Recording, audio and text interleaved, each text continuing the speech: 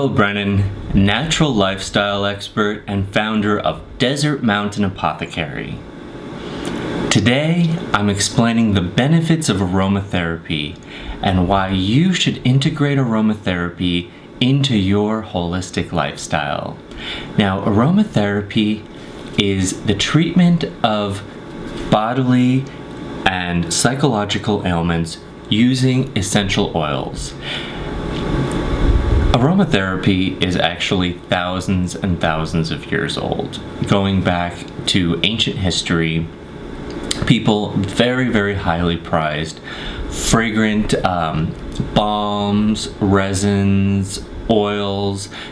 You can go back to the Bible, and one of the three wise men brought baby Jesus frankincense and myrrh. Frankincense and myrrh are actually a resin. They're tree sap that solidified, and so they could either be broken down into an oil, salt into an oil, but typically they were burned as a resin-based incense over charcoal, and the smoke would be inhaled. So that's an example of aromatherapy materials in history. My personal favorite use of aromatherapy or fragrance oils in history is Cleopatra. Cleopatra would have the sails of her ships soaked in jasmine oil. I can't think of a more luxurious and over-the-top entrance than sailing into port with the fragrance of Arabian jasmine just overpowering everyone, and that says to everyone someone important is here. So that's my personal favorite, and I'm so lucky to have so much Arabian jasmine in my garden. So it's just the most incredible fragrance. Arabian jasmine is my number one aromatherapy fragrance. It always makes me feel serene, grounded, euphoric, and just calm and happy. Aromatherapy, as we use it now, is using essential oils for therapeutic uses. Essential oils are the concentrated volatile oils of plant materials. So for example, lavender oil or eucalyptus oil is taken from the plant material. Using steam distillation, the fragrant and therapeutic oils in the plant are extracted. This is historically attributed to the Persians in the 11th century, but it's not known whether there were other cultures earlier than that also using steam distillation. Essential oils for therapeutic medicinal uses were first noted in history in the 16th century in Germany. Then in the 19th century, a lot more study in Germany and France began to take place for therapeutic grade oils and using oils for medical and psychological purposes. But then, as the modern age of modern medicine progressed, the medical establishment took hold of chemical treatments and chemical-based medicines. But in the 30s, a French chemist and perfumer started to study the medical benefits of essential oils using modern medical research methods because he had suffered a really bad burn and used lavender oil to treat that burn, and he attributed the accelerated healing to the use of lavender oil. And today I would absolutely recommend lavender oil to treat burns or actually any cut or bug bite. It's an antiseptic and it accelerates your healing, and on top of that it's a beautiful smell. So I think where a lot of essential oil companies do a great disservice to themselves, but more to the point to the buying public, is that they make outrageous claims for what can be healed with these essential oils. And that does everyone a disservice. Steve Jobs died of cancer because he was pursuing natural and holistic remedies while his cancer was spreading, and by the time he went to conventional therapies, it was too late. So I think it's really important to keep in context what aromatherapy really should be used for. I want to go back to the cancer metaphor. Say a person was suffering from cancer and they were doing the traditional treatment. Aromatherapy would be a great way to alleviate the symptoms of nausea and fatigue and pain, something that your consciousness can latch onto. It's a pleasant sensation that can distract you from the unpleasant sensations. So when I'm talking about aromatherapy and treatment, I want to focus that on mood-based disorders, anxiety, depression, chronic pain, insomnia, things like that, where you're trying to improve your mental state and you're trying to put yourself in a better state in order to heal better. So when you're trying to heal from something, anything that you can do that elevates your mood and lowers your stress is actually going to help you heal faster. That's going to supercharge your body's healing systems. So, for example, anxiety. Anxiety is so common, and some recent research that I read said that Americans were more anxious and more stressed out than any other country in the world.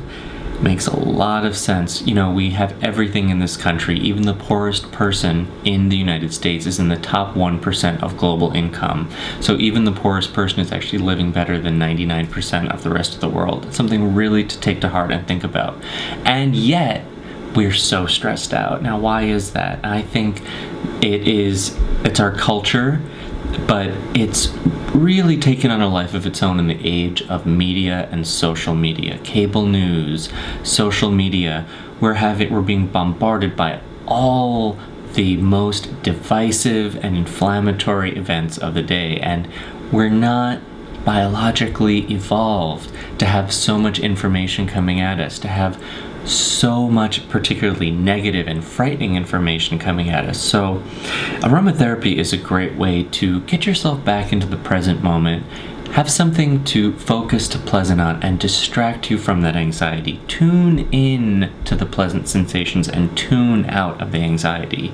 The spillover effect is especially prominent with inflammatory or other chronic illnesses, because the more you can take those cortisol levels down, cortisol is the main stress hormone, the more you can take the stress hormone levels down in your bloodstream, the more you're going to improve your inflammatory issues, because you're actually taking your inflammation levels down.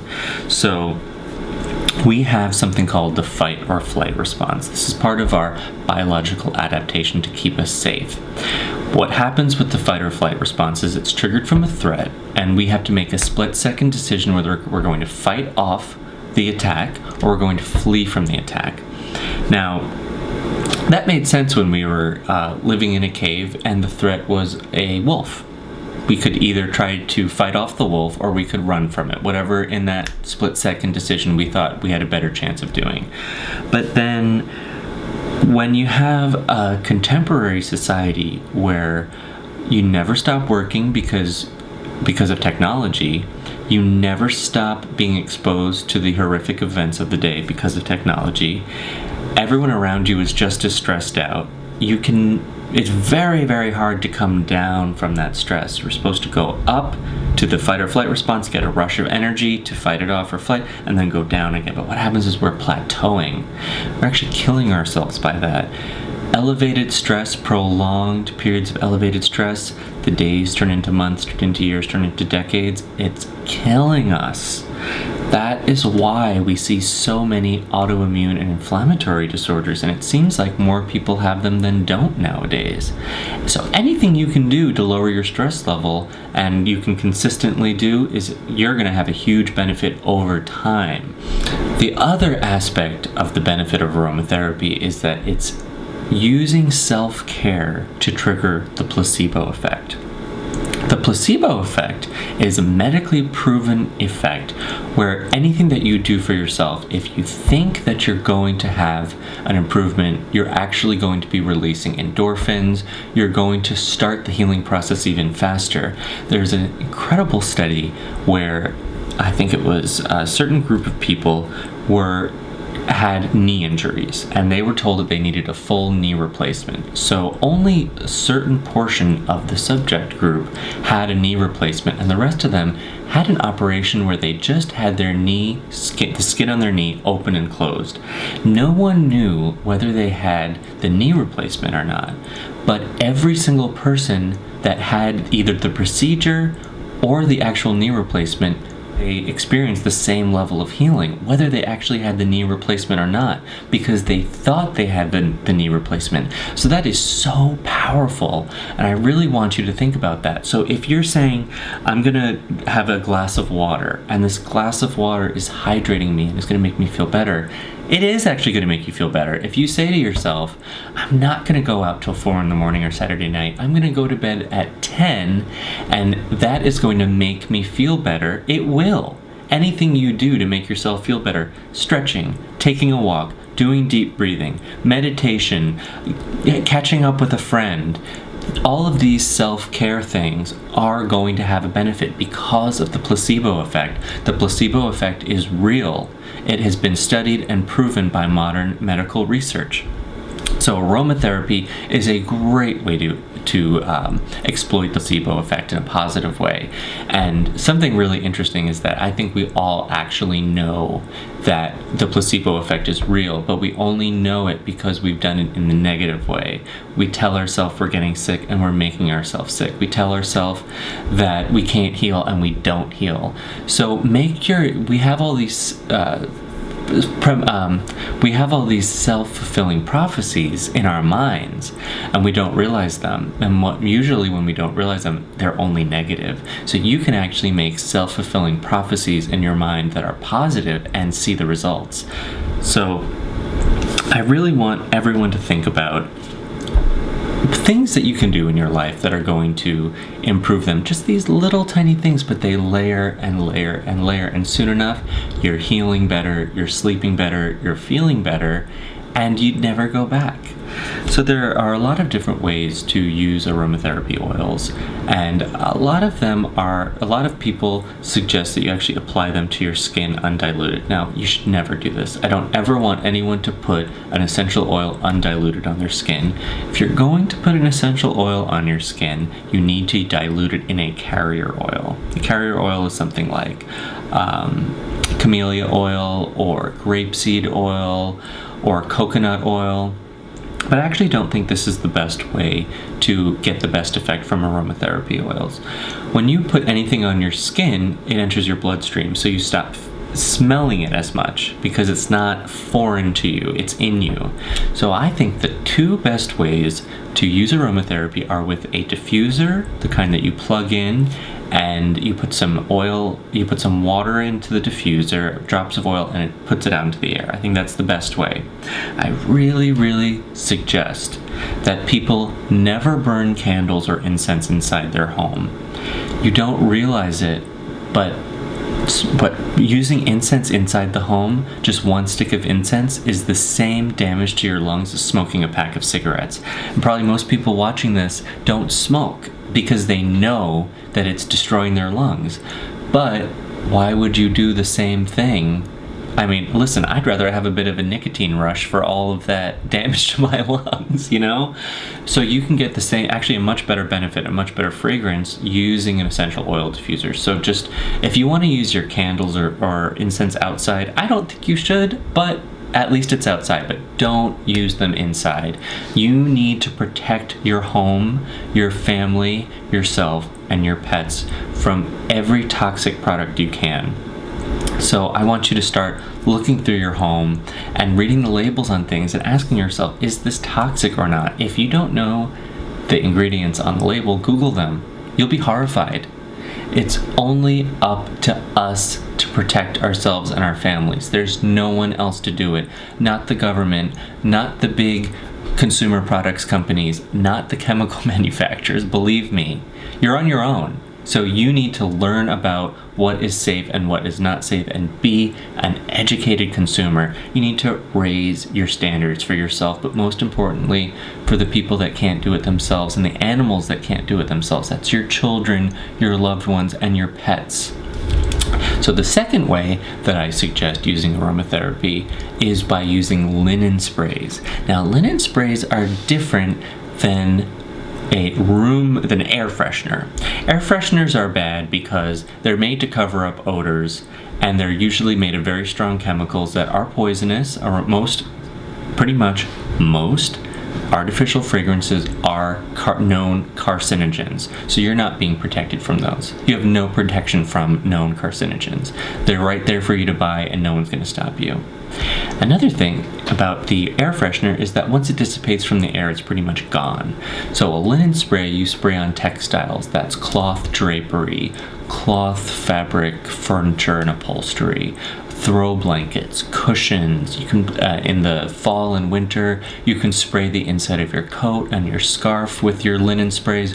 I love spraying my car mats so that when I'm driving, I can get a great fragrance wafting up.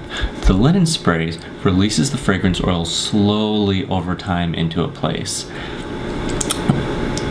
So thank you so much for joining me today and learning about the benefits, but also the limitations and the dangers of aromatherapy. And I just want to remind you, raise those standards. Anything that's going to cause cancer, anything that's going to cause irritability, anything that's going to harm you, your family, and your pets, you need to get it out of your house. You need to get it out of your life. You deserve better. And I promise you, it's not that hard to make the switch. It's different, but it's better. So I'm so grateful for you joining me today. Once again, I'm Will Brennan, natural lifestyle expert and founder of Desert Mountain Apothecary. And once again, I want to remind you, it's better to be looked over than overlooked.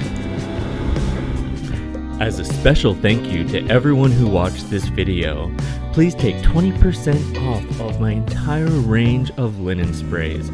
Just use promo code Aromatherapy. This offer is valid through the end of September 2019, and you can purchase my linen sprays at desertmountainapothecary.com.